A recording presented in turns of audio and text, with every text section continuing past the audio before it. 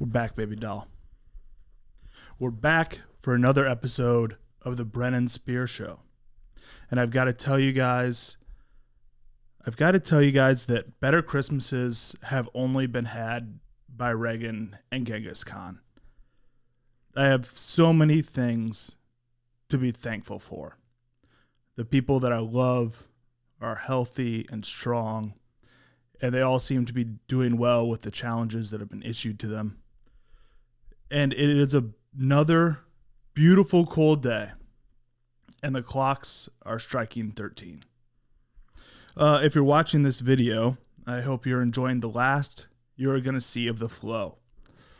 I said last March, as a form of protest, I wasn't going to get my hair cut until they reopened the comedy clubs in Chicago. And I still meant that. And I wanted to keep that going as long as I could until yesterday my girlfriend saw me struggling with my hair and asked me with a straight face, "Would you like a hair tie?" So I'm getting my hair cut tomorrow. It's gone on long enough. I will miss it. Please send your respects to brennan.spearhead.com. There'll be a fund in his memorial.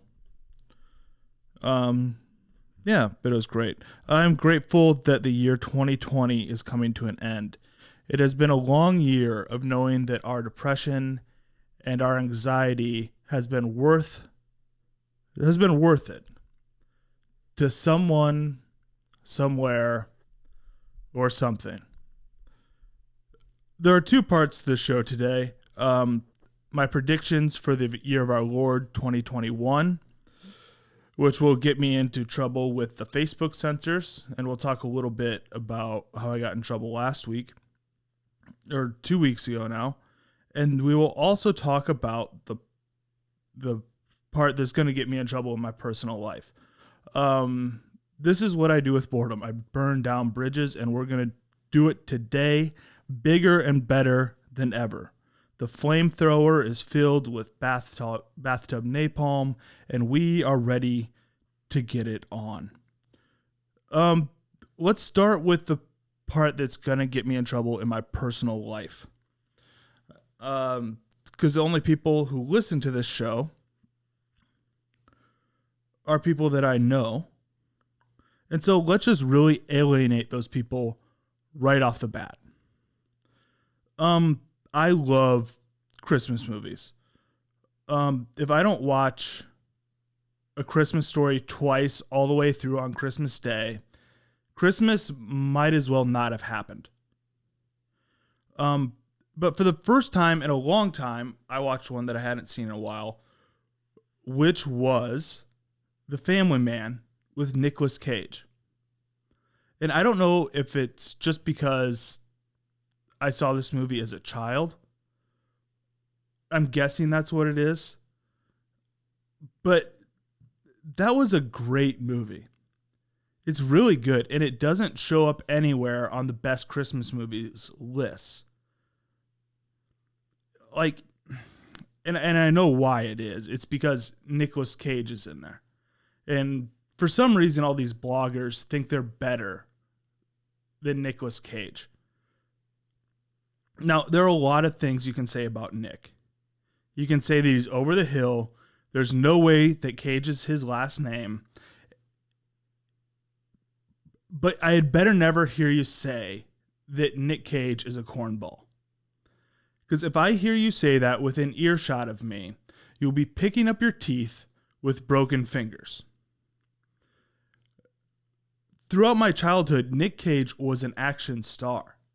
Gone in 60 Seconds, Con Air, and now, for some reason, these movies are looked back as a victim of their time of the early 2000s for some reason that I really don't understand.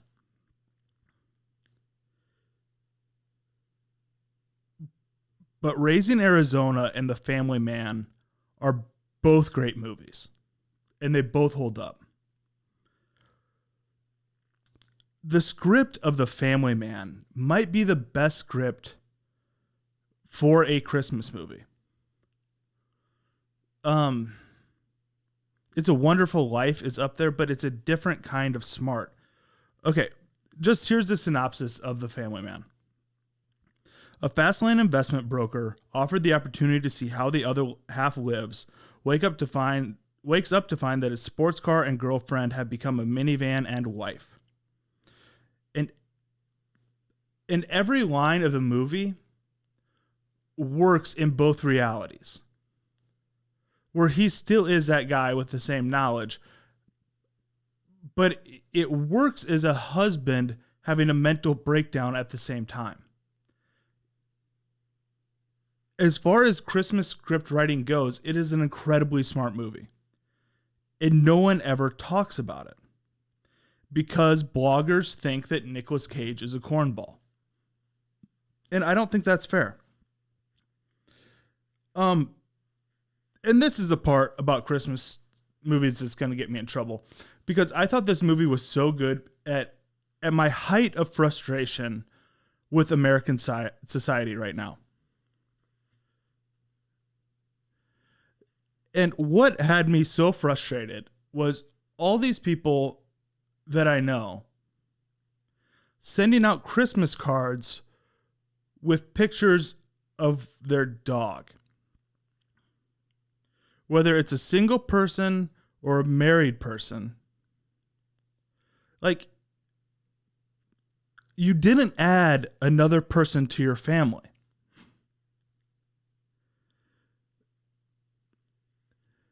You added a dog. A dog is not family. I understand they're part of the family, but you're broadcasting to the world when you say we added one to our family this year and it's a picture of a dog. You are broadcasting that you don't know how this is supposed to work. I don't think less of you as a person for having a dog family. There are plenty of people who did not have children for perfectly valid reasons. I understand all that. And I understand that human beings need responsibility to be happy and healthy and all that stuff. I understand that you got out of college and started making enough money to live on your own or with your husband or your wife or whatever, and you got bored. So you got a dog. I understand it. I don't think less of you, but it's wrong. This is the first time in history where the dog has come before the children. You skipped a step in there. Throughout human history, the family dog has existed so that your children would leave you alone for an hour every day. The dog was a babysitter. That is what dogs are for. Dogs are supposed to be a distraction for children, and instead you bought one to distract I'm sorry. I'm thinking of people who I respect and enjoy their company a lot who might have their feelings hurt by this, and I'm sick of it to the point where I have to mention it. Your dog is not a child. If it doesn't live past 20 and it can't call you from a county jail cell or need therapy because of your parenting style, you can't call it your child. The only thing worse than this dog mom culture is the people who give, well, first of all, they refer to their dog as their son. And then they give their dog people names. And just to make this clear, we name people after other people. And we name dogs after sports stadiums.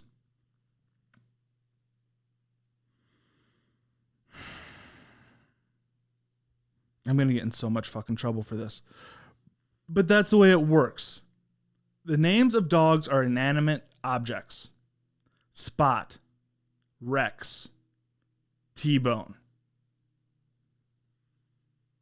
Names for humans: Ralph, John, Jack.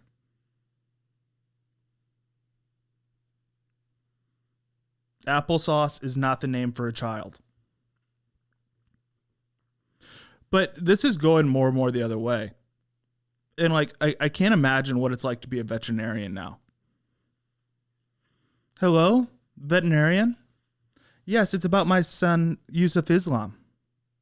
He's always been a very bright boy, but I caught him eating fecal matter this morning. I don't feel like that's normal behavior for a 7-year-old. I thought he should be more advanced by now. My neighbor's boy, Spot, he would never do something like that.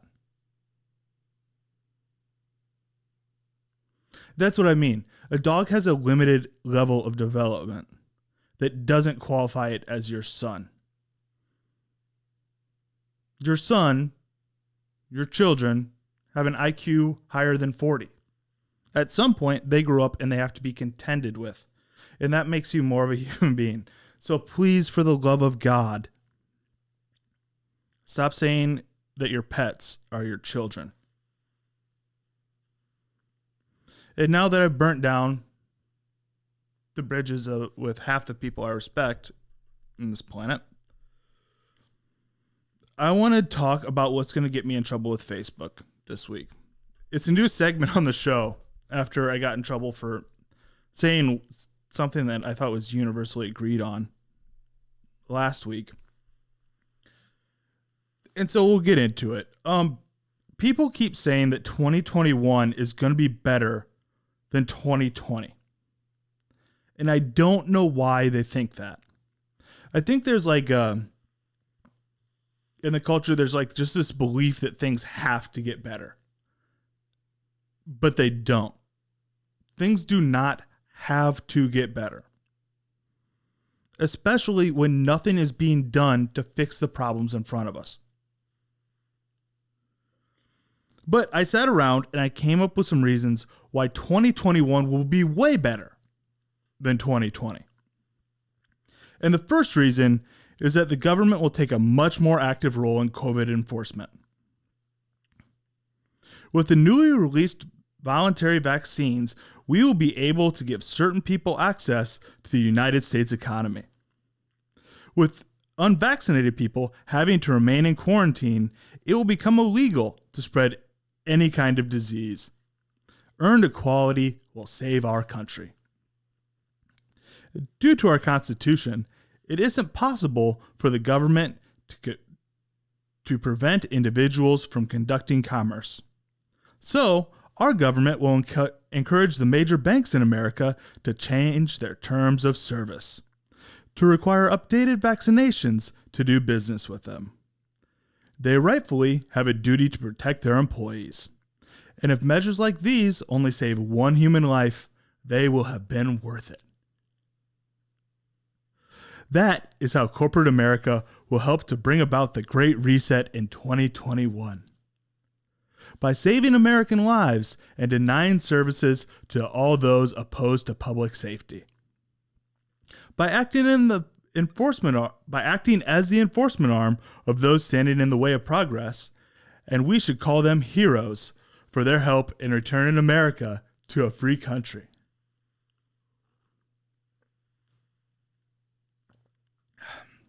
The strength of our corporations is the strength of this country.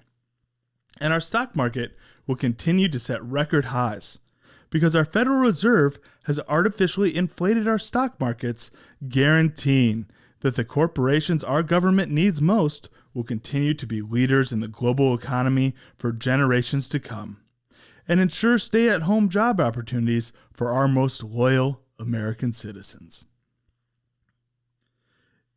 In 2021, states that don't enforce government-recommended protocols will see more civil unrest and rioting than they did in 2020. Corporations will make donations to political organizations to make sure that it is clear that noncompliance is unacceptable. It is a sad truth of life that sometimes people have to be forced into doing the right thing. Corporations and political organizations working together with local and federal law enforcement will help ensure the return of freedom and prosperity for all complying citizens. This is all good things. Many years from now, it will be taught in textbooks that 2020 was completely necessary for the new rights of government to enrich the lives of its citizenry by taking measures to guarantee their safety and access to basic services, such as food and clean water. 2021 is just the beginning of life under that exciting new paradigm. It's true that not all jobs will return by the end of 2021. Many of the recently unemployed will find job security in the newly constructed virus safety bureaus. It will be the job of the Bureau to ensure that those guilty of health crimes are brought to justice, enforcing both hard labor and re-education about what is good for others and is not. Domestic terrorism will become an increasing threat, led by evil men who desire to stop the progress of our American civilization. They will be few in number, but all threats to American supremacy should rightfully be destroyed. Safety of our most vulnerable groups by eliminating hate speech or any speech that makes others feel less than will see enforcement like never before, bringing true equality to the world. Every citizen who has been deemed not to have safety as their first priority must be removed from society. These attempts at ensuring the safety of all Americans will change often at first. There may be times when it is confusing about what is and isn't allowed. Sometimes these rules may seem arbitrary, or as if they have been made up for reasons other than safety. You may wonder a lot about that issue, and feel that they pick favorites, and sometimes exist for reasons other than safety. It is important to remember that what you are thinking, feeling, seeing, hearing, smelling, and tasting isn't true, and that many different types of enforcement controls must be tested before it is determined what makes you the most safe. Strength through unity and unity through science.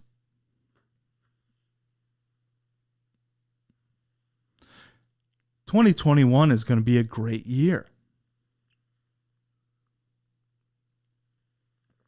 It is the year that we will all finally get back on the same page. Praise Jesus." The last show did piss off the Facebook censors. Facebook informed me that I had made statements similar to other statements that have been proven by independent fact checkers to not be the reported truth. And I'm sorry to you, the viewer of this program, that I presented a viewpoint that was disagreed with by an anonymous person online. If I had realized that a person with an agenda that I didn't agree with me, I never would have published that video. And I just want to say that I'm eternally sorry. After all, the most important part of this show is that I am constantly saying things that everyone else on the planet agrees with. The point of this show, of course, is to atone with all of the indigenous people that had their land stolen in America while my ancestors were still peasants in Europe. And until that is made right, I will continue to spread that message. Here's to all the ways that 2021 will be better than 2020.